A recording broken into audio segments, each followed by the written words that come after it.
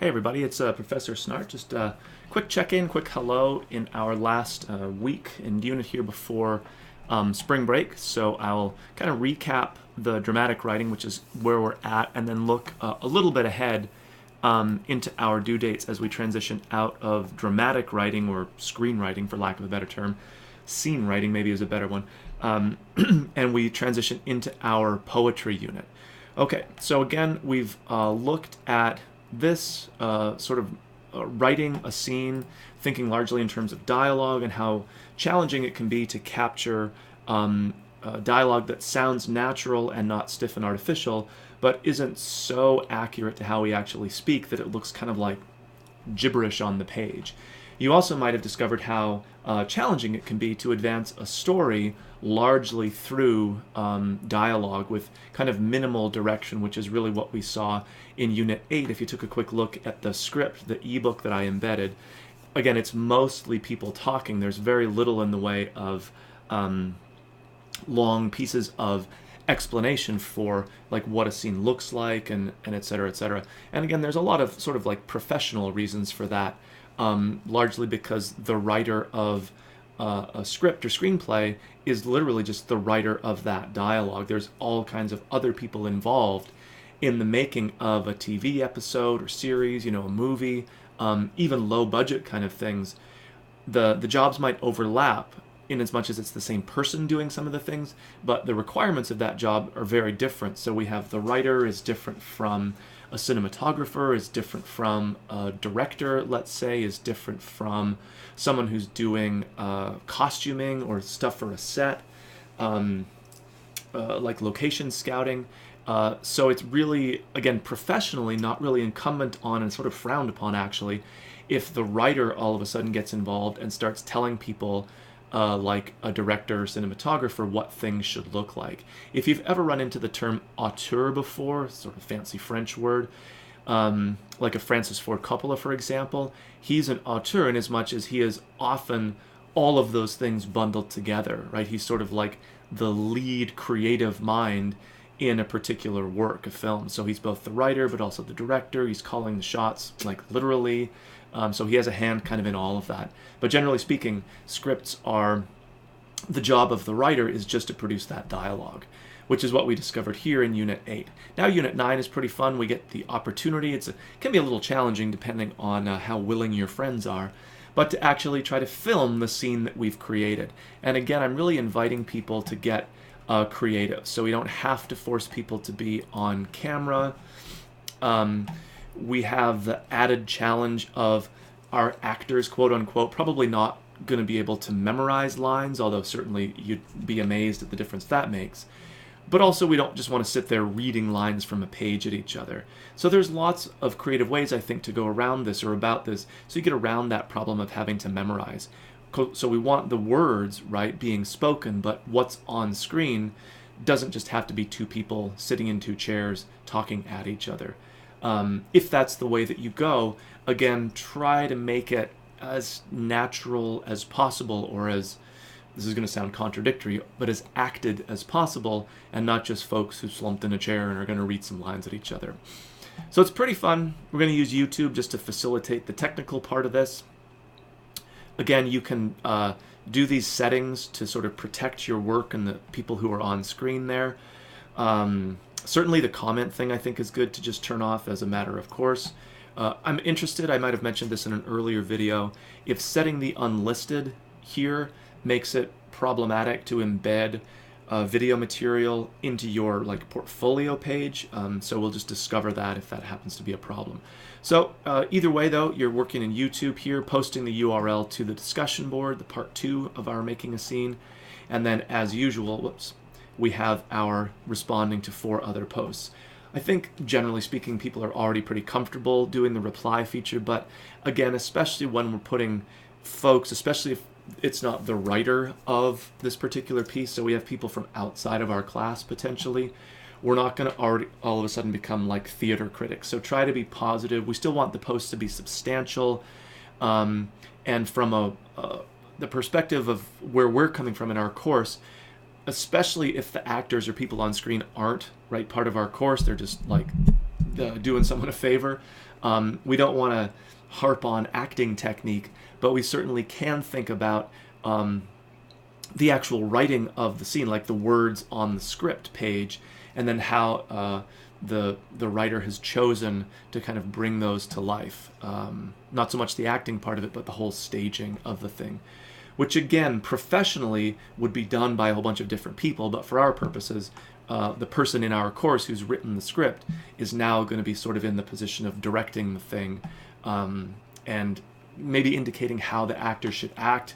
Totally not what would ever happen in the real world. Actors would like lose their minds if the writer started taking liberties or telling them how to do their job, outside, of course, of like superstar directors who can, again, control all of that machinery.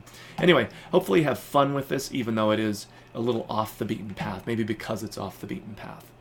Okay, then we look at our spring break week. Just popping into our due dates here.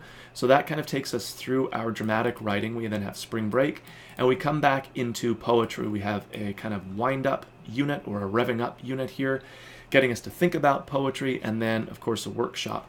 And then, honestly, we get right down to the end of our course. We have a final open genre workshop where you can submit almost any kind of work. The opportunity for thinking about revision or like revisioning something, literally re-seeing it, and then an opportunity to really reflect backwards on all the stuff that we've done. So I'm just going to jump us into really quickly the poetry units here, just to give you a bit of a heads up. So our first unit is, again, sort of that transition out of dramatic writing into poetry. Poetry is my area of specialty, and it's the one genre that I really, if I had to choose, I think is, I suppose I love it the most, if you want to put it that way. But to me, it's like the most foundational. Of course, I'm totally biased, but many creative writing teachers, and I think poets, again, completely biased, would say that if you hone your craft writing poetry, even if you don't really identify as a poet, you're saying, well, I'm really more of a short story person. Clearly, you want to be writing in that genre, short story or scene writing, whatever it happens to be. But the practice of writing poetry, even if it's not your main thing, will inform and improve every other genre. So if you're a good poet, you can probably, if you're not already, you can become a good short story writer. And again, totally biased, I'm going on record. I would submit that you can't necessarily flip that quite so easily. Like if you're a great short story author, you can now all of a sudden become a great poet just by default. So poetry is just so, it depends so much on the intensity of language, and we just have so, like almost literally fewer words on the page to do the work of compelling a reader or telling a story or creating characters or transmitting a message, whatever you want to say. We just don't have as much space or words on the page, so there's a kind of like efficiency that we're forced into where the words we choose have to really, really do a lot of work. You can't get away with extra stuff being in there. The other thing I like about poetry is that, unlike with most other genres, the typical short story, for example, poetry gives us the opportunity to work with the visual space of the page. So that can include things like line breaks, but also different ways of spacing things out, breaking things into stanzas, using the white space of the page to help create mood, atmosphere, a feeling in the reader that reflects maybe what's happening in the poem. So we have that whole kind of graphic or visual area to work in that in most other genres we really don't, of written work anyway. This is a fun excerpt from the older movie called Contact with Jodie Foster. They should have sent a poet. Yeah, I remember seeing that in the theater the first time. I was like, pretty excited. Anywho, our reading/listening assignment here, the song/poem by Mos Def, really great hip-hop artist that you can listen to and read along, and then a whole bunch of kind of wide range of poems here. None of them are very, very long, so there's a long list here, but each of them is, you know, a page or less, so it really is not maybe as daunting as it initially looks. There's a mix of old stuff, like some Shakespeare, kind of middle old, Wordsworth, the British Romantic poet, 20th century, contemporary, early 20th century, men, women, traditional formats like the Shakespearean sonnet, a sonnet that makes fun of sonnets, a poem that doesn't seem like it's really a poem at all, but that is actually a really sophisticated use of language and persona, and the way that we can imply so much with so little on the page. So hopefully a wide variety. Some poems, or poets I should say, that you probably heard of before, maybe like Dylan Thomas or Shakespeare, and then maybe some new ones as well. So a quick discussion board that's kind of tucked in here, so don't miss it, asking you to simply reflect on the breadth of poems that are assigned here and talk about kind of the one that really spoke to you, or which of the multiple assigned were most interesting. And so it's a very subjective thing, but part of why we're doing this is to, as a almost like a lens through which to think about our own writing, which we'll do in the next unit. So take these poems as examples of writers who have faced the challenge that writing poems present to us. So we often think, like especially Shakespeare, he's this iconic, massive kind of like idea, not even a person. So God forbid that we ever criticize or dislike Shakespeare because he's so important. And he is important, don't get me wrong.